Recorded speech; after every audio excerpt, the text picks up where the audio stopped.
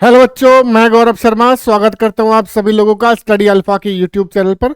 बच्चा, आज हम जो हमारा क्लास 12 का फर्स्ट चैप्टर है सॉल्यूशन, उसके हम लोग एनसीईआरटी एग्जाम्पल सॉल्यूशन हम लोग देखेंगे बेटा। ठीक है, तो ये वीडियो आपके लिए बहुत ज़्यादा हेल्पफुल है, मदद करेगा आपको इस चैप्टर से जुड़े हुए सभी क्वेश्चंस को करने की। ठीक है बेटा, चलिए स्टार्ट करते हैं हम लोग। उससे पहले बेटा आपको मैं ये बता दूं कि बेटा ये क्लास या बाकी की हमारी क्लासों के लिए सभी प्रकार के नोट्स के लिए बेटा आपको हमारे इस टेलीग्राम चैनल से जुड़ना होगा। यहीं पे आपको हमारी ये क्लास या बाकी की क्लासों के नोट्स आपको मिल जाएंगे। ठीक है बेटा, और साथ ही साथ बच्चा, अगर आपके दिमाग में कोई सवाल हो या फिर आपके टॉपिक से रिलेटेड अगर कोई क्वेश्चंस हो तो वो भी आप हमसे यहीं पर ही पूछ सकते हैं। ठीक है बेटा, चलिए स्टार्ट करते हैं हम लोग। पहले हम लोग पहला क्वेश्चन हम लोग देख लेते हैं। क्या है? Calculate the mole fraction of ethylene glycol. हमें मोल फ्रैक्शन कैलकुलेट करने हैं किसके बेटा? एथिलीन ग्लाइकोल के। फॉर्मूला आपको गिवन है C2H6O2 in a solution containing 20% of C2H6O2 by mass. देखिए, पहला पॉइंट जिस पे आपको ध्यान देना है वो ये है 20% ऑफ C2H6O2 बाय मास। 20% है, तो इसके लिए हमने ऐसा क्वेश्चन पहले भी हमने एक बार किया हुआ है। क्या करेंगे हम लोग? एज्यूम कर लेंगे क्या कि जो आपका पूरा सॉल्यूशन है वो कितना है बेटा? 100 ग्राम है। वो कितना है बेटा? 100 ग्राम है ना। तो अब हमने क्वेश्चन में दिया हुआ है कि 20% है। ठीक है, और अगर हमारा पूरा सॉल्यूशन आपका 100 ग्राम है तो इसका 20% कितना होगा बेटा? 20 ग्राम है ना। तो इस तरीके से हम लोग कह सकते हैं कि हमारे पास 20 ग्राम एथिलीन ग्लाइकोल है और 80 ग्राम वाटर है। क्यों? क्योंकि ये घुला किसमें है? ये बेटा वाटर में घुला, H2O में घुला है। जब आपको सॉल्वेंट ना दिया जाए और परसेंटेज दे दी जाए तो बाकी को आप क्या मान लेंगे? वाटर हम लोग मान लेंगे। ठीक है बेटा, तो देखिए सबसे पहले हम लोग मोलर मास कैलकुलेट करेंगे C2H6O2 का। ठीक है, तो 12 into 2 plus 1 into 6 plus 16 into 2, तो हम लोग इसको कैलकुलेट करेंगे। तो आसानी से मैंने आपको सिखाए हुए भी हैं, वैसे आपने 9th क्लास में भी इसको सीखा होगा। ठीक है बेटा, 62 ग्राम मोल पर मोल आपका मोलर मास इसका निकल आएगा। ठीक है, तो मोल्स कैलकुलेट करेंगे। मोल्स का फॉर्मूला क्या होता है? Moles is equal to mass upon, अगर आपके पास मॉलिक्यूल है तो मॉलिक्यूलर मास, अगर एटम है तो एटॉमिक मास, और फॉर्मूला है तो बेटा फॉर्मूला मास। ठीक है बेटा, तो मैं यहां पर मॉलिक्यूलर मास आपका लिख रहा हूं। ठीक है, ठीक भैया। तो हम देखेंगे यहाँ पर जो एथिलीन ग्लाइकोल है वो आपका 20 ग्राम था। ठीक है, 62 इसका क्या आया था? मोलर मास आया था। ठीक है, डिवाइड करेंगे तो बेटा वो आपका कितना आ जाएगा? ये मोल आपके आ गया किसका? C2H6O2 यानी कि एथिलीन ग्लाइकोल के मोल आपको मिल गए। इसी तरीके से मोल्स ऑफ वाटर निकालेंगे। हमें पता है भाई 20 ग्राम एथिलीन ग्लाइकोल है, तो बाकी बचा क्या है? वाटर। इसका मतलब 80 ग्राम आपका वाटर हो जाएगा। मोल्स कैलकुलेट करेंगे, वही मास अपॉन मॉलिक्यूलर मास, 80 अपॉन 18 डिवाइड करेंगे 4.44 आपके मोल्स आ गया किसका? ये मोल्स आ गया वाटर का। अब आप लोग जानते हैं क्या कि हमने ये किया भी था, इस पे क्वेश्चंस भी किए हुए हैं कि जब हम किसी का मोल फ्रैक्शन निकालते हैं, ठीक है, मोल फ्रैक्शन निकालेंगे ग्लाइकोल का, ठीक है, ग्लाइकोल जी, तो क्या करेंगे? जिसका मोल फ्रैक्शन निकालते हैं उसके मोल्स तो रखते हैं बेटा ऊपर, है ना। जिसका मोल फ्रैक्शन निकालते हैं उसके मोल्स तो रखते हैं हम लोग ऊपर, और टोटल नंबर ऑफ मोल्स करते हैं नीचे, है ना बच्चा। टोटल नंबर ऑफ मोल्स करते हैं हम लोग नीचे, Na into Na plus NB। यही तो होता है मोल फ्रैक्शन, है ना। तो यही फॉर्मूला हमने यहाँ पे लगाया है मोल फ्रैक्शन का। कैसे? Moles of C2H6O2 divided by moles of C2H6O2 plus moles of H2O। आप इन सबके मोल्स को रखेंगे तो आपको मोल फ्रैक्शन मिल जाएगा 0.068। हो गया बेटा मोल फ्रैक्शन। ठीक है, अब आपको क्या निकाला? सिमिलरली देखिए, इसके दो तरीके हैं निकालने के। या तो आप वाटर के मोल्स आपका मोल फ्रैक्शन निकालना है तो वापस से आज वही फॉर्मूला लगा लो, तब भी निकल जाएगा। या दूसरा तरीका ये है कि आप इसको 1 से माइनस करके भी निकाल सकते हैं, क्योंकि हम लोग जानते हैं फॉर्मूला क्या होता है? फॉर्मूला होता है XA प्लस XB, यानी कि mole fraction of A plus mole fraction of B is equal to 1। और अगर आपके पास एक के मोल फ्रैक्शन आ गए हैं तो आप क्या करेंगे, दूसरे के मोल फ्रैक्शन निकालने के लिए आप उसको 1 से माइनस कर सकते हैं। आसानी से आपको दूसरे के मोल फ्रैक्शन मिल जाएंगे। ठीक है बेटा, चलिए नेक्स्ट देखते हैं हम लोग। नेक्स्ट देखेंगे, calculate the molarity of solution containing 5 gram of NaOH in 450 ml solution, है ना। तो आपको क्या दिया है, NaOH दिया है भाई। क्या दिया है बेटा, NaOH कितना दिया है, 5 ग्राम। सही है सर, 5 ग्राम NaOH है हमारे पास, है ना। तो अब हमें कैलकुलेट क्या करना है, मोलारिटी कैलकुलेट करना है। मोलारिटी का फॉर्मूला क्या होता है बेटा, molarity is equal two moles of solute divided by, क्या करना है, वॉल्यूम ऑफ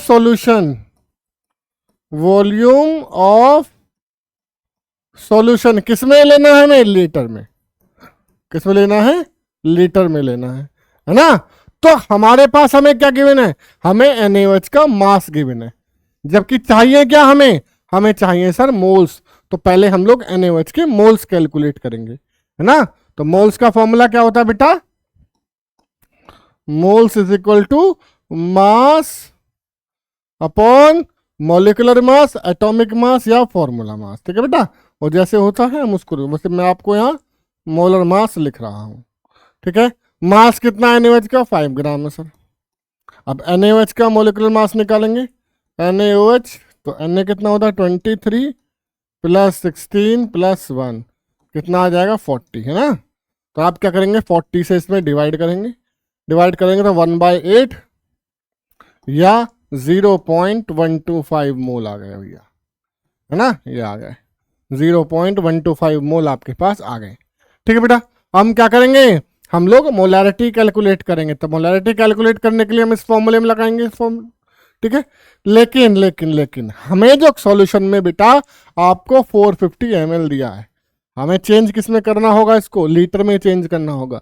और लीटर में चेंज करने के लिए हमने क्या किया है, 1000 का मल्टीप्लाई हम लोगों ने ऊपर कर दिया है ना। 1000 का मल्टीप्लाई ऊपर करेंगे और इसको जब सॉल्व करेंगे तो हमारे पास 0.278 मोल हमारे पास आ जाएगा, मोलारिटी आ जाएगी। ठीक है बेटा, तो इस तरीके से आसान सा क्वेश्चन है मोलारिटी का। एक क्वेश्चन आपको मोलारिटी का भी मिलेगा। ठीक है, चलिए आगे देखते हैं हम लोग। नेक्स्ट क्वेश्चन है, कैलकुलेट द मोलारिटी। देखिए इसमें मोलारिटी है, पहले मोलारिटी था, है ना।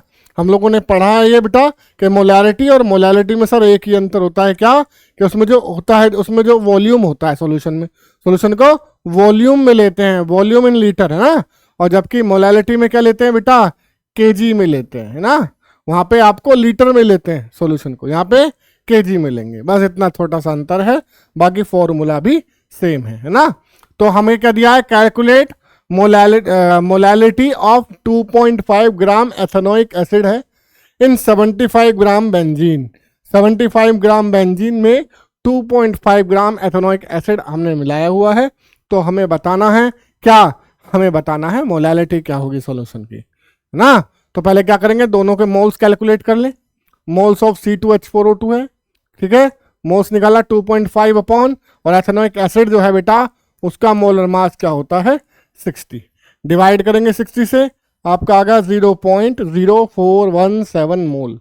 ठीक है, ऐसे आपको मास ऑफ बेंजीन आपको गिवन है 17 ग्राम, लेकिन चाहिए हमें किस में बेटा, हमें चाहिए किलोग्राम में, इसलिए हमने क्या किया है 1000 का डिवाइड करके आपका केजी में आपको मिल गया। ठीक है, रखाओ फॉर्मूले में सीधा, मोल्स ऑफ एथेनोइक एसिड कितना है, मोल्स 0.0417 मल्टीप्लाई बाय 1000 अपॉन 75। अब क्या कहो सर ये 1000 कैसे आया ऊपर, तो बेटा ऐसे आया, अगर आप मोल्स लिखेंगे, है ना, अगर आप मोल्स लिखेंगे कितने हैं, 0.0417 डिवाइडेड बाय, हमें क्या करना है, केजी में लिखना है मास, क्या ये सर ये यहाँ पे गिवन है, ये रहा, तो कर दो बेटा 75 अपॉन 1000, यही होगा ना, है ना। तो हम लोग इसको कैसे करके लिख सकते हैं, 0.0417 अपॉन 1 अपॉन 75 अपॉन 1000, है ना। तो हम क्या करेंगे, ये बीच वालों का मल्टीप्लाई और इनका मल्टीप्लाई करेंगे तो आपका आ जाएगा 0.0417 मल्टीप्लाई बाय 1000 डिवाइडेड बाय 75, है ना, यही बनेगा ना, डिवाइडेड बाय 75। ठीक है बच्चा, तो यही आपको यहाँ पे लिखा हुआ है। इस तरीके से ये 1000 है बेटा, ये ऊपर आ गया था, है ना, 1000 ऊपर आ गया था। सॉल्व करेंगे तो आपको 0.556 मोल पर केजी आंसर आपको मिल जाएगा। ठीक है बेटा, बड़ा आसान से सवाल है ना, मोलैरिटी भी हो गया। चलिए सर नेक्स्ट क्वेश्चन देख लेते हैं हम लोग। नेक्स्ट क्वेश्चन देखिए क्या है, हेनरीज लॉ पे क्वेश्चन है बेटा, हेनरीज लॉ पे क्वेश्चन है। क्या कहता है, if N2 gas is bubbled through water at 293 Kelvin, how many millimoles of N2 gas would dissolve in 1 liter of water? Assume that N2 exert a partial pressure of 0.987 bar, given that Henry's law constant हमें दिया है nitrogen gas के लिए कितना है, 76.48 है। तो बड़ा आसान सा इसका सॉल्यूशन होगा, है ना। तो हम लोगों को क्या करना है, हमें मास ऑफ नाइट्रोजन निकालना है। क्या निकालना है, मास ऑफ नाइट्रोजन निकालना है। उससे पहले हम लोग ये देखेंगे बेटा कि हेनरीज लॉ क्या होता है ना। तो हेनरीज लॉ देखिए क्या होता है, ठीक है बेटा, हेनरीज लॉ क्या होता है, हेनरीज लॉ कहता है the partial pressure of a gas is directly proportional to its mole fraction. Nitrogen लिख रहा हूं मैं, है ना। जब हम इस प्रोपोर्शनल के साइन को हटाएंगे तो एक हेनरीज कांस्टेंट आएगा जिसको हम लोग KH कहते हैं इनटू N2, है ना, यही होगा। ठीक है, हमें क्या निकालना, मास निकालना, और मास हमें कहां से मिलेगा, मास तो सर हमें यहाँ मिलेगा मोल फ्रैक्शन से। तो मोल फ्रैक्शन का वैल्यू निकालेंगे तो आपको हो जाएगा x किसका N2 इज इक्वल टू, ये अपॉन में आएगा तो P अपॉन KH, यही होगा ना। ठीक है, तो यहाँ पर मोल फ्रैक्शन आप कैलकुलेट कर लेंगे। आपको नाइट्रोजन का प्रेशर भी आपको गिवन है, ये रहा बेटा 0.987 बार। ठीक है, आपको N2 का हेनरीज लॉ कांस्टेंट का वैल्यू भी दिया है 76.48, ये रहा। डिवाइड करेंगे आपको 1.29 इंटू 10 की पावर -5 क्या मिलेंगे, नाइट्रोजन के मोल फ्रैक्शन। क्या मिलेंगे बेटे, नाइट्रोजन के मोल फ्रैक्शन मिलेंगे, है ना। चलिए, लेकिन हमें चाहिए क्या, हमें चाहिए बेटा नाइट्रोजन का मास। मास कितना, तो कहां से निकालेंगे हम लोग, मोल फ्रैक्शन से। हम लोग जानते हैं मोल फ्रैक्शन का फॉर्मूला क्या होता है, देखिए x N2 is equal two moles of N2, moles of N2 divided by moles of N2, moles of N2 plus किसके, जो भी सॉल्वेंट होगा, ये कि यहाँ पर क्या है, वाटर है, और वाटर के मोल कितने होते हैं 55.5 1 लीटर में। ठीक है, क्योंकि बेटा यहां पर पूरे सॉल्यूशन की बात हो रही है, और सॉल्यूशन की बात होने में हम लोग कह सकते हैं कि जो मोल्स ऑफ N2 है सॉल्यूशन में वो काफी ज्यादा कम है, यानी कि जो N जो मोल है बेटा वो काफी ज्यादा क्या है, कम है, किससे, 55.5 से, है ना। तो हम इसके लिए क्या करेंगे, हम इसको फिलहाल के लिए छोड़ देंगे, भाई इसको छोड़ दो क्योंकि बहुत कम है ना। तो हमने क्या किया, यहाँ पर हमने N मोल को छोड़ दिया, तो फॉर्मूला बनेगा N upon 55.5 into mole fraction. Mole fraction का वैल्यू आपके पास है 1.29 इंटू 10 की पावर -5। तो क्या करेंगे N की वैल्यू के लिए, सर N की वैल्यू के लिए आप मल्टीप्लाई कर देंगे, क्या 1.29 इंटू 10 की पावर -5 एंड मल्टीप्लाई बाय 55.5, यही होगा। ठीक है, जो आपको यहाँ पर मिल रहा है ना, क्या 1.29 इंटू 10 की power -5 multiply by 55.5 mole. Multiply करेंगे आपको ये मिल जाएगा। आपको 4 गायब करना है माइनस का, है ना, 4 गायब करना है, क्यों, क्योंकि अब बेटा आपको किस में लाने हैं, मिली मोल में लाने हैं, किस में, मिली मोल में। अभी हमारे पास क्या है, हमारे पास ये मोल में आए हैं, अब मोल को मिली मोल में चेंज करना है। मोल को मिली मोल में चेंज करने के लिए क्या किया हमने, 1000 का मल्टीप्लाई किया। 1000 का मल्टीप्लाई करेंगे तो बेटा यहाँ पर देखो, इसको हम लोग ऐसे लिख सकते हैं 10 की पावर 3, 10 की पावर 3 लिख लिया इसको, है ना। जब 10 की पावर 3 या 10 की पावर -4 है तो कितना बचेगा, 10 की पावर -1 बचेगा। और -1 को न्यूट्रल करने के लिए हम लोग क्या करेंगे, इस पॉइंट को और आगे ले आएंगे। इस पॉइंट को और आगे लेके आएंगे तो आपको मिलेगा 0.716 मिलीमोल। ठीक है बेटा, क्या मिल जाएगा, 0.716 716 मिलीमोल। ठीक है बेटा, इस तरीके से आसानी से क्वेश्चन बेटा आपका हो जाएगा। ठीक है, नेक्स्ट हम लोग देखेंगे, नेक्स्ट देखते हैं कि vapours pressure of chloroform. Chloroform का वेपर प्रेशर आपको दिया गया है और डाइक्लोरोमेथेन का दिया गया है, दोनों का 298 केल्विन पर कितना कितना है, 200 mm और 415 mm Hg। ठीक है बेटा, रिस्पेक्टली हमें कैलकुलेट क्या करना है, calculate the vapour pressure of solution prepared by mixing 25.5 gram of CHCl3 and 40 gram of CH2Cl2 at 298 kelvin. दूसरा क्या कैलकुलेट करना है, दूसरा आपको mole fraction of each component in vapour phase. Mole fraction तो निकालने हैं, लेकिन किस में निकालने हैं बेटा, वेपर फेज में कैलकुलेट करने हैं। किस में करने हैं, वेपर फेज में, है ना। तो देखिए सबसे पहले हम लोग क्या करेंगे, मोलर मास कैलकुलेट करेंगे दोनों का। ठीक है, पहले CH2Cl2 का कैलकुलेट करते हैं जो कि 85 आएगा। ठीक है बेटा, मोलर मास CHCl3 का जो कि आपका 119.5 ग्राम मोल इनवर्स आपका आ जाएगा। ठीक है बेटा, चले फिर मोल्स कैलकुलेट कर लेंगे, जो आपका होता है mass upon molar mass, calculate हो गया 0.47 मोल आ गए। ऐसे ही दूसरे के मोल फ्रैक्शन करें, 25.5 अपॉन 119.5 0.2134 मोल आ गए। बिल्कुल सही है सर, यहाँ तक बड़ा आसान है, हमें सिर्फ मोल निकाले हैं और मोल हमारे आ गए। ठीक है, दोनों के मोल आपके पास आ गए। ठीक है, चलिए टोटल नंबर ऑफ मोल निकालेंगे तो क्या करेंगे, दोनों को ऐड कर दो। ठीक है sir, total number of mole भी आ गए। ठीक है, तो अब क्या करेंगे हम लोग, अब हम लोग मोल फ्रैक्शन निकाल लेते हैं। मोल फ्रैक्शन कैसे निकलेगा, जिसके मोल फ्रैक्शन निकालने हैं उसके मोल ऊपर और टोटल नंबर ऑफ मोल नीचे। कैलकुलेट करा तो ये मोल फ्रैक्शन आया, दूसरे के मोल फ्रैक्शन निकाले तो ये मोल फ्रैक्शन आया, मतलब दोनों के मोल फ्रैक्शन आ गए। ठीक है, अब आपको क्या लगाना है, अब आपको यूजिंग इक्वेशन करनी है। क्यों, क्योंकि आपको क्या चाहिएगा, calculate the vapour pressure of solution. Solution का वेपर प्रेशर निकालना है, कब, bye mixing 25.5 gram of CHCl3, ठीक है, एंड 40 ग्राम ऑफ CH2Cl2 और 298 केल्विन पर, है ना बेटा। तो ये आपको कैलकुलेट करना है, बड़ा आसान सा।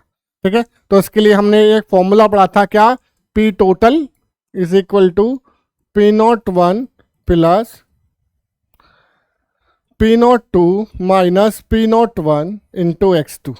यहाँ पे X2 क्या है, X2 बेटा मोल क्या है, मोल फ्रैक्शन है, किसके, सॉल्यूट के मोल फ्रैक्शन है। किसके मोल फ्रैक्शन है, सॉल्यूट के मोल फ्रैक्शन, जो अभी अभी हमने कैलकुलेट करे। ठीक है, P01 और P02 की वैल्यू आपको दोनों गिवन है क्वेश्चन में ही। कितने कितने गिवन है, एक की 200 गिवन है और एक का आपको कितना गिवन है, 415 गिवन है ना। ये रहा आपका 200 और ये रहा आपका 415, दोनों आपको P01 और P02 गिवन है। अब P01 P02 होता क्या है सर, है ना, P01 P02 होता है बेटा partial pressure of pure solution. ठीक है, जो प्योर सॉल्यूशन का होता है, जब इसमें हम लोग कोई भी नॉन वोलेटाइल सॉल्यूट नहीं मिलाते हैं, तब उसका पार्शियल प्रेशर कितना होता है, वो आपका P0 में हम लोग लिखते हैं। ठीक है, तो सबका वैल्यू रखो बेटा, यहाँ पर इक्वेशन में रखेंगे। इक्वेशन रखने के बाद आपको मिलेगा 200 plus 415 minus 200 multiply by it's mole fraction 0.688। Calculate करेंगे तो आपको आसानी से P टोटल आपको मिल जाएगा 347.9 mmHg। आपको मिल गया calculate the vapour pressure of the solution, आपको सॉल्यूशन का वेपर प्रेशर मिल गया। क्यों, क्योंकि टोटल है, P टोटल है ना, और P टोटल क्या होता है, टोटल सॉल्यूशन का पार्शियल प्रेशर वेपर प्रेशर होता है ना। तो आपको सॉल्यूशन का प्रेशर को मिल गया। नेक्स्ट वाले टर्म में क्या करना है, मोल फ्रैक्शन करना है कंपोनेंट का वेपर फेज में। तो वेपर फेज के लिए आपको ये इक्वेशन यूज करनी पड़ेगी, y1 is equal to pi upon P0। ठीक है, तो हम लोग कैलकुलेट कर सकते हैं सबका। पहले देखिए नॉर्मल का कैलकुलेट करते हैं, PCH2Cl2। पहले मैं आपको बता दूं, वहां पर बेटा वैल्यू इनकी नोट में दी गई थी, P01 एंड P02। यहाँ पर आपको प्रेशर निकालना है, वो प्योर का था, है ना, अब आपको प्योर का नहीं निकालना है। ठीक है, तो इसके लिए टोटल का आ गया बेटा, ये देखिए, ठीक है, क्या मोल फ्रैक्शन आ गया। ठीक, चलिए आगे क्या है, 415 mmHg मल्टीप्लाई करेंगे तो आपको ये मिलेगा। इस तरीके से CHCl3 का निकालेंगे 0.312 मल्टीप्लाई बाय 200 mmHg, तो आपको ये मिलेगा। ठीक है, उस तरीके से हम लोग VCH2Cl2 का हम लोग निकाल लेंगे, क्या 285 ये वाला मल्टीप्लाई डिवाइडेड बाय 347.9 mmHg, तो आपको 0.82 आपको मिल जाएगा। इसी तरीके से इसका निकाल लेंगे 62.4 जो आपने यहाँ निकाला था प्रेशर डिवाइडेड बाय 347। सर 347 कहाँ से आया, है ना, 347 कहाँ से आया, तो बेटा 347 आपको मिलेगा कहाँ से, यहाँ से, क्योंकि प्रेशर ऑफ टोटल आपको कितना है 347.9। ठीक है बेटा, डिवाइड करेंगे तो आपको दोनों का प्रेशर मिल गया। यही आपको कैलकुलेट करना था, है ना, तो आपको पार्शियल प्रेशर कैलकुलेट करना था, partial pressure sorry mole fraction आपका आ गया किसमें, वेपर फेज में। ठीक है बेटा, चलिए नेक्स्ट क्वेश्चन हम लोग देख लेते हैं क्या है। The vapour pressure of pure benzene at a certain temperature आपको गिवन है 0.850 बार इन नॉन वोलेटाइल सोल्यूट। देखिए पहले आपको कैसे हमने सोल्यूट डाले थे पहले वाले क्वेश्चन में, पहले वाले क्वेश्चन थे वोलेटाइल सोल्यूट, हम लोग कैसे मिला रहे हैं नॉन वोलेटाइल सोल्यूट। तो नॉन वोलेटाइल सोल्यूट क्वेश्चन देखते हैं क्या क्या है। P01 आपको गिवन है 0.850 बार, P आपको गिवन है 0.85 बार, M1 आपको कितना गिवन है 78 ग्राम और W2 आपको 0.5 ग्राम, W1 आपका 39 ग्राम। कुछ नहीं करना, आप इस फॉर्मूले में इसको लगा देंगे। ठीक है, हमने P कैलकुलेट कर लिया, P85 माइनस के 0.85 बार कितना आएगा 0.05 ग्राम, मल्टीप्लाई बाय 78 आपको ये रहा 78 multiply by M2 into 39 gram. Calculate करेंगे तो M2 का वैल्यू आपको आसानी से 170 आपको मिल जाएगा। बड़ा आसान सा क्वेश्चन है, सिर्फ कैलकुलेशन है, इसमें कोई बड़ी बात इस क्वेश्चन में नहीं है। ठीक है बेटा, नेक्स्ट देखेंगे। नेक्स्ट देखते हैं 18 gram of glucose, 18 gram glucose है। ठीक है, डिसॉल्व किया गया हमारे पास 1 kg ऑफ वाटर इन, आगे देखेंगे at what temperature will water boil एट 1.013 बार, तो Kb फॉर वाटर इज 0.52 ग्राम।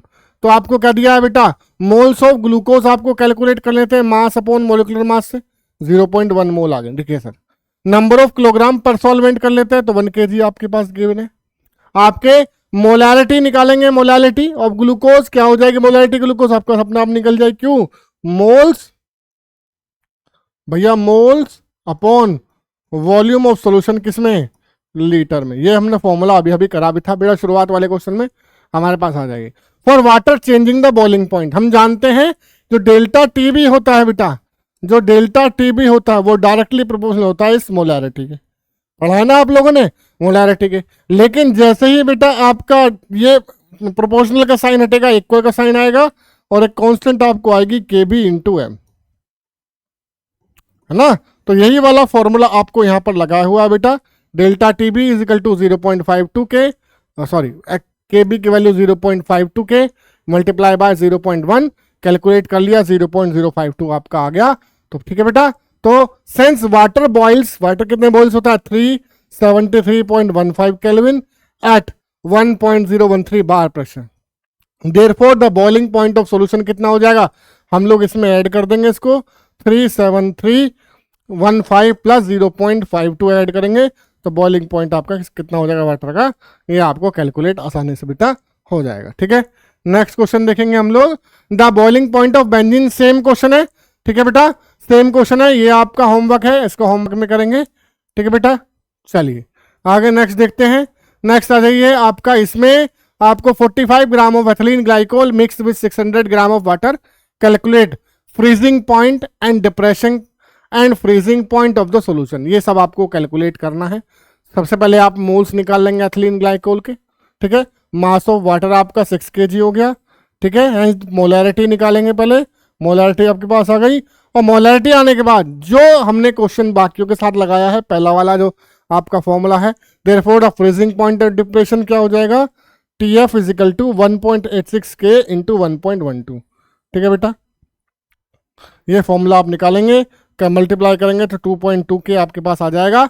चूंकि 273 आपको कहाँ था बेटा, गिवन था पहले। ठीक है, 273 में से आप 2.2 K माइनस करेंगे तो ये आपका डिप्रेसिंग फ्रीजिंग पॉइंट आपके पास मिल जाएगा। ठीक है, कितना घटा वो आपके पास मिल जाएगा। ठीक है बेटा, नेक्स्ट क्वेश्चन देखते हैं। नेक्स्ट क्वेश्चन लास्ट क्वेश्चन है किसका, 1 gram of non electrolyte solute dissolve in 50 gram of benzene, lower the freezing point of benzene by 0.40 K the freezing point depression constant आपको गिवन है 5.12 K and KG mol per mol. Find the molar mass of solute.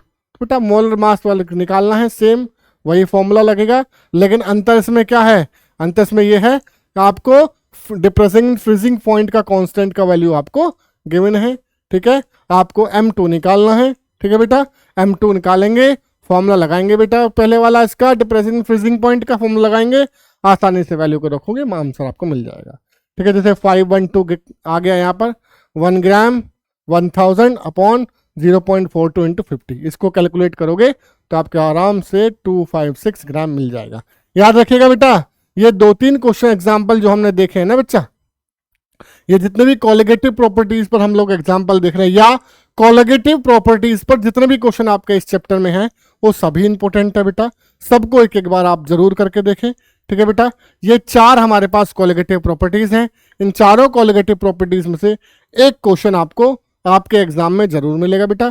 ठीक है, तो इस topic को तो बेटा आप इस चैप्टर में एकदम पक्का कर ले, ऐसा कर ले कि यहाँ से कैसा भी क्वेश्चन आ जाए आपसे बच के वो नहीं जाएगा। ठीक है बेटा, तो चलिए हम लोग आगे देखते हैं। तो बेटा आज के लिए सिर्फ इतना ही बेटा। ठीक है, अगर हमारा वीडियो आपके लिए हेल्पफुल हो तो बेटा चैनल को लाइक करें, शेयर करें और सब्सक्राइब भी करें चैनल को बेटा। ठीक है बेटा, चैनल को सब्सक्राइब भी करें और साथ ही साथ बेटा बेल आइकन को प्रेस करना ना भूलें, ताकि हमारे आने वाली सभी वीडियोस का नोटिफिकेशन आपको समय से मिलता रहे। ठीक है बेटा, तो मिलते हैं हम लोग अपनी नेक्स्ट क्लास में, तब तक के लिए नमस्कार।